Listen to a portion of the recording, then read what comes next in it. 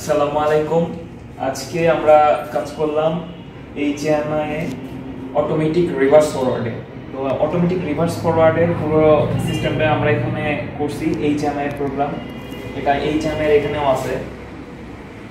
এখন এই যে প্রোগ্রাম দ্বারা অপারেট করব অটোমেটিক ডেল্টা এর প্রোগ্রাম, সেই ডেল্টা পিএলসি প্রোগ্রাম হচ্ছে এটা আমরা পিএলসিতে নিছি কমিউনিকেশন কেবল দ্বারা।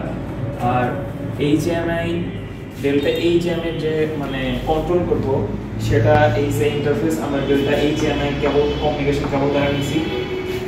এখন মেইন কমিউনিকেশন চলবে এই ডেল্টা এইচএমআই থেকে ডেল্টা পিএলসি তে। এখন এটা আমরা রান করে দিলাম, রান হয়ে গেল। এখন আমি এই দ্বারা এখানে অপারেট করব। 10 সেকেন্ড পর আমাদের মোটর চালু হবে। দেন মোটর আমাদের 20 সেকেন্ড চলবে। 20 সেকেন্ড চলার পর আবার এটা 10 সেকেন্ড রেস্ট টাইম চলবে। রেস্ট টাইম চলার পর এটা 6 সেকেন্ড রেস্ট টাইম চলবে। দেন তারপর এটা আবার 20 সেকেন্ড চলবে। তো আমি এখানে প্রেস করলাম, দেখতে পাচ্ছেন কাউন্টিং চলতেছে।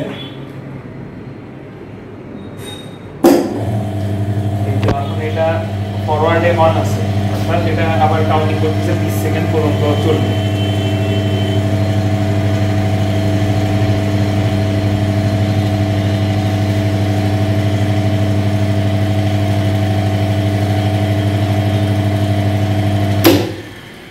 চলার পর এটা এখন টাইমিং 6 সেকেন্ড পর আবার রিভার্সে চালু হবে। এখন এটা রিভার্সে ঘুরতেছে।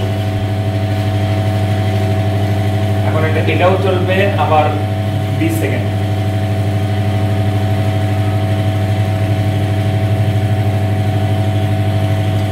যেহেতু এটা অটোমেটিক সিস্টেম, এটা আবার রিভার্সে চলে যাবে, সরি ফরওয়ার্ডে চলে যাবে। এখন আবার ফরওয়ার্ডে কাউন্টিং চলতেছে, রেস্ট টাইম। এটা 10 সেকেন্ড কাউন্টিং এর পর আবার এটা ফরওয়ার্ডে যাবে। এটা এখন 20 সেকেন্ড আবার এটা চলবে। দেন আবার এটা রিভার্সে ঘুরবে, মানে রেস্ট টাইম চলবে 6 সেকেন্ড, তারপর আবার রিভার্সে ঘুরবে।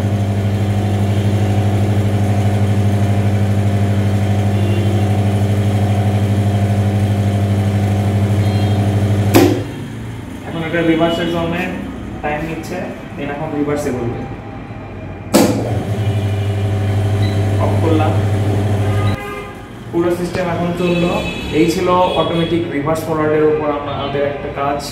এরপর আরও কিছু অ্যাডভান্স লেভেলের কাজ শেখার পর আমরা তুলে ধরবো। সবাই সুস্থ থাকুন। আসসালামু আলাইকুম।